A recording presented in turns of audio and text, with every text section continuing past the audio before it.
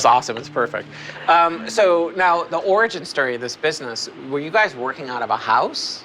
For friends and family. Yeah. So my mother, I believe when my brother was her baby shower, one of my aunts gave her a Wilton's cake decorating book. So that was 37 years ago, maybe 36 years ago. And she made a cake out of it. And then from there on made everybody's cakes. Now, when you were growing up, was she a baker? Yes. So My grandmother was, my everyone just baked. Yeah. So I've noticed in families, it seems to be certain families bake and certain families like cook. Baking's hard. You might think it's easy, but for a lot of people, it's really difficult. And it's right or it's wrong, really. It's like, it was both. We rarely ever went out to eat. My mother cooked everything. My grandmother cooked. On my dad's side of the family, everyone was an immigrant. So my great-grandmother was an immigrant from France. My great-grandfather was a Hungarian immigrant. And then my mom's family was English and Polish. So they came right over from Romania and from... Well, so mostly Hungary. Hungary, okay. Yeah. So, but they came right over off the boat, basically. So and then did they settle in Buffalo? Nope, Pittsburgh. Everyone was Pittsburgh area. Okay.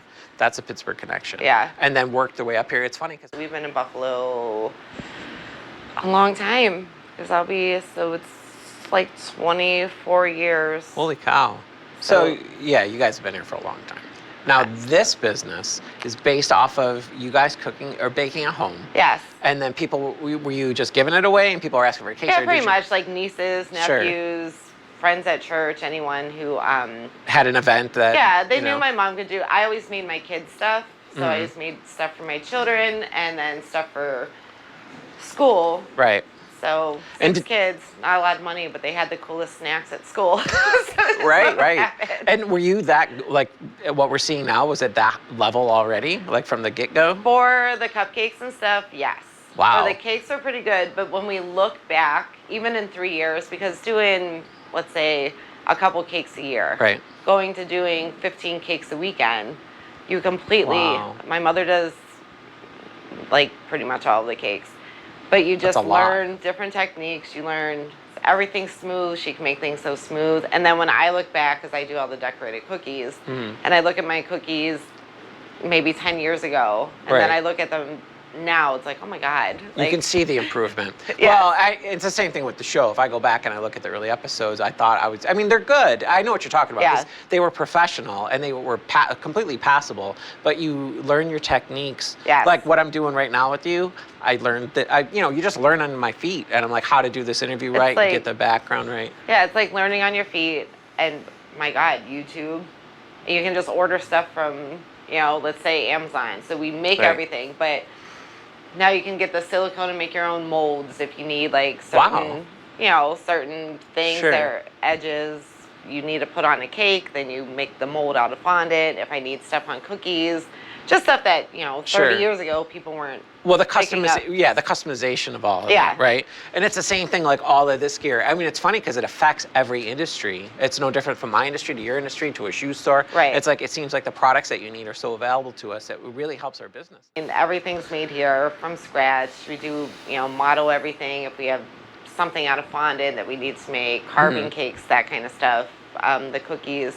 Like, I remember being little and watching Reading Rainbow. But I remember they did a show about cakes, and they had carved out like a pig cake, and it's not what you see like nowadays. Right. It was a rudimentary being version. like 8 years old, that was, and then the 80s, that was it's impressive. A cool thing. And then obviously Duff came along and Cake Boss, and my mother had already been doing that stuff, So now I was actually going to bring this up because you guys were ahead of the curve on the cupcake thing, right? Like that was like... We did. Cupcakes are just popular. Like that sort of for the past like couple years has been a big go-to. Weddings a lot of times do cupcakes instead of... We were talking about the technology and your mom making the cakes and the rudimentary nature of like a cake like that, like pig cake in the 80s. You were just like, wow, that's a pig. But as it progressed, now it's an art form. Yeah, it is. Right? I mean, that's where those cupcakes are beautiful. Thank you. And we've added every single flavor you can think of. I think we started out with 4 flavors a day. And then as time went on, ended up like, I don't even know, there's maybe 150. They all can be turned into a cake. If somebody has an idea, we can, make it into a cupcake. Sure. Certain flavor-wise. Now, you guys, are all these recipes, everything's from scratch, homemade, right? Yes. So it's a big deal. Like, there's nothing out of a box. So it's been a lot of experiments. Right. And that's the best thing to do, right? I mean, everything is trial and error. Figuring out what works, what doesn't work, how are we integrating this into our menu, and then do you guys have like certain items that are just more special order, and then you have your everyday items? Or? It's almost like the cakes are always special order. They are. So the cakes, I mean, there's always the 12 flavors of cupcakes. There's always the cookies, the different cinnamon rolls, cakes, cheesecakes in the cold case. Pies are seasonal. But then as far as decorated cookies, certain custom cupcakes and cakes, which is the bulk of our business. So. Right. And then I didn't know you did pies. So for Christmas, Thanksgiving, you guys do pies? Usually through Thanksgiving. So usually from now until Thanksgiving, just depending on which fruits are in. Pies can be called in a couple days ahead of time. So a 48-hour turnaround on the pies? Usually. Kinda? And then do you have standards that are in here throughout this season? Or? Yeah, so just depending, I think it's blueberry season. It is. I got to see if my mother picked blueberries or not. So it's a lot of sending my stepfather to pick fruits. Do you really? Yeah. You send them out to go get the blueberries? Yeah, so they'll go pick like bushels of blueberries. So you guys literally go pick them? Yeah. So and bring them in and cook. And a couple weeks ago, I think was cherries. Mm-hmm. So that was like cherry almond cinnamon rolls. Wow. Pies. Throwing cherries literally into everything that we had was. So then when it's blueberries, and be throwing blueberries. Right. Literally everything. Now, do you experiment with that, or do you have there's the blueberry pie and the blueberry, do you muffins at all? Or? Yeah, so sometimes she'll do muffins. So she always puts it on Facebook, because we have our standards, and then it's called whatever the owner feels like making that day. Well, and it should be, because, in the end, don't you kind of think that that's your way to play? Yes, right? So there's, and things can always, like we have brownies today. Right. So, but there's not brownies necessarily every day. Sure. Depends on the schedule. Depends. Right now it's wedding season. Right. So weekends are packed with. So speaking of weddings, you guys do wedding cakes. Yes. Yes. Now that's months in advance, right? I mean, you can't for the most part, we do have a wedding coming up August 10th that I squeezed in at the end of July. You're kidding. July. No, my mother handles all the wedding cakes, and she's like, I give her credit because she can get through cakes. If it was me, it'd be hours upon hours upon hours. But she's got years. Wedding cakes are a lot simpler now. Like the designs that people pick. Oh, really? So it's not like our parents' wedding cake like with the tiers and stairs and water fountains. No, Yeah. A lot of people do smaller cakes. Oh, that's nice. Textured frosting. Fresh flowers are more of the trend that go along with that than gum paste flowers and fondant flowers. And that's nice. It's a lot of simpleness. Cupcakes, because cupcakes you can get multiple flavors. Right. So if you're ordering 100 cupcakes, we max at 5 flavors. So then you have 5 different flavors. Maybe the bride and groom make their cake whatever they like, and then it's just a mix and match for everyone else. And then the cupcakes are cool because A, they're cupcakes, and B, you can serve a wider variety to more people without having the extravagance of all these cakes. And it's more casual, and people are going for more minimalist, simple, instead of this craziness. And they personalize it. So, if they have certain colors or certain themes. Or some people have had like nautical themes, so there's been, anchors and blues and stuff that their cupcakes are. Trying to think, we've had like Halloween weddings. So they've had Halloween cupcakes, Buffalo themed weddings. So there's been Loganberry cupcakes, Loganberry wedding cakes, sponge candy, everything. Loganberry. Yeah. I wouldn't even think. Now for like on a daily basis, we're gonna come in here and we're gonna see, do you have like a standard 4 or 5 that we know, like your customers just like, dude, you have to have this here because I'm craving this like a fiend, or is it something that you do diversify every day? For standard, cupcakes and cookies and. Usually I try. There's customers have like certain flavor, cherry, anything cherry and almond in the Buffalo area is like a number weird. one. It's a number one thing, and you don't know because people like what they like, and then so anytime there's cherry almond or lemon raspberry is another good combo. So, but cherry almond cupcakes are always like flying out. So that's funny. Well, you know what you are like. You're the place, the route that you're on. So it's a commuter route too. More, you know. And you're that type of place that you pass it in the morning and you're like, oh, it's a craving place. Right. I gotta get my cupcake, you know, and then you'll get it on the way home or you'll get it while you're doing something else in the afternoon. And you must have a ton of customers that are like, there's no rhyme or reason. They're just in here 10 times a week getting their cupcakes. We have people who have come in and they're like, oh, this is my third time this week. And we know them.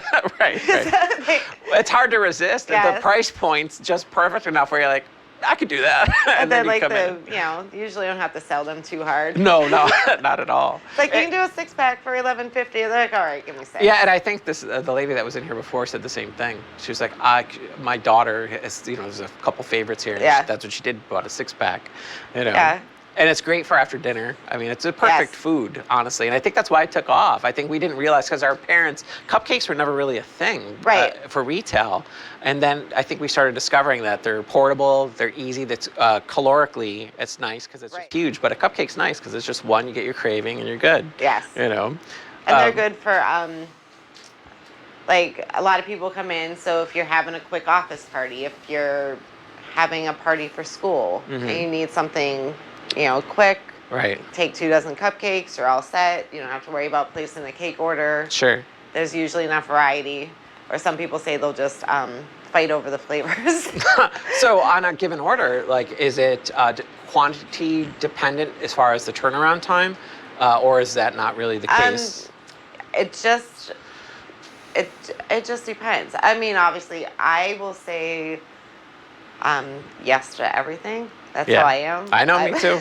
I throw it on the pile. I've learned my limits because there were times when we first opened up that I think I read one of my Facebook memories from 3 years ago, and it said still up from 7 o'clock in the morning yesterday. Oh my gosh. Where I'd work like 36 cookies. Well, and this is why I like doing these interviews, because this is the type of thing too. A, it's inspiring to people, and B, it's good you get to see, like, businesses you don't just open the door and you're awesome at it. It takes time to figure out logistics and how your schedule's going to flow, what your workflow, what your custer base is, what are your best products. How you work with everybody else. Yep. But so that's really what it's about. It's about not only about your awesome business, but it's about like how you came to this and how you're functioning in this, because it's not easy.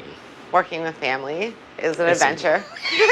Oh my God, dude, it's the best word you could have used out of any word, because it is an adventure. Sometimes it's amazing and awesome. Sometimes it's really hard and challenging. Because there's, you obviously have a hierarchy in family. You have your mother, you have your children, and there's a relationship that's been there. But when you're thrown together 40, 50 hours a week, and you have different ideas, then it's a different dynamic. You have to learn to get along. Yep. Or not get along, but you have to learn to navigate through that. I'm a procrastinator. Like, I will wait.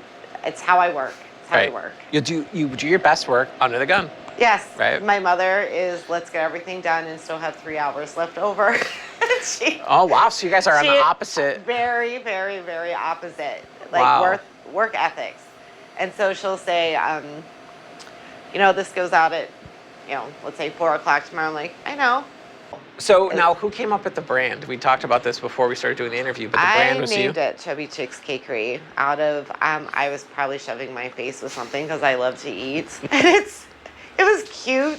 Yeah, it is. I think it was very cute. Because we were just thinking of all kinds of names, and everything sounded too cutesy. I don't know. It's got an edge to it. I'm a little bit more daring. Yeah, it's got an edge to it, honestly. Man. And it's always like, it was just cute. Not in shape, this size or this size. No, in between. Is anybody? You know what I mean? So I just liked it, and I like to eat, and I thought it sounded cute. And we did cakery instead of bakery because we do focus mostly on the cake and custom work. And yeah, but I've never heard the word cakery ever. I may have made it. No, I didn't say. I won't say make it up because that's probably everyone else. Right. 20 other ones from 20 years ago. But it's like we already had the Chubby Chicks. And I said it kind of jokingly. Right. I think we were just like throwing out names. It was before we even had like the building. And I think I had, I'm like trying to think how long ago it was. So I was probably in my like phase of like, I should go work out because I'm chubby. And it was kind of when everything, like Facebook and Wise, you always see like any phrases like being chubby or being thick. Yeah. Like that. So that's what we ended up naming it. Well, even the font that you guys use, like it's really, I don't know, man. I told you from the second I met you, I love the logo. And I think that Cakery I've never heard before. So obviously I get the play on bakery, Cakery. We put the 3 C's in it. Might as well go with that. It's perfect. I paid attention in English class. And who designed the logo? Your mom or my mom? Your mom did. So she did the logo, and then it's just all came together. But it sticks in your head. Yes. It's fun. It's edgy, and it really.